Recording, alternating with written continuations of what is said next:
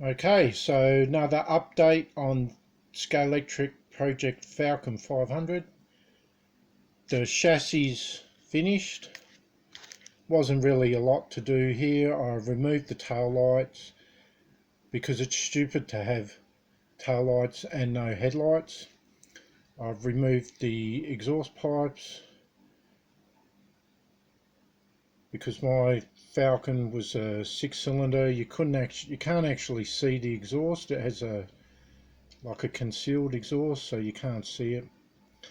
I've removed all the Scalextric information off the chassis because it's no longer a Scalextric car. It's a customized job.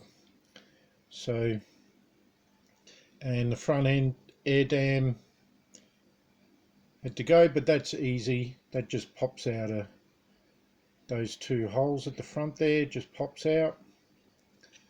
So that's the chassis all ready to go.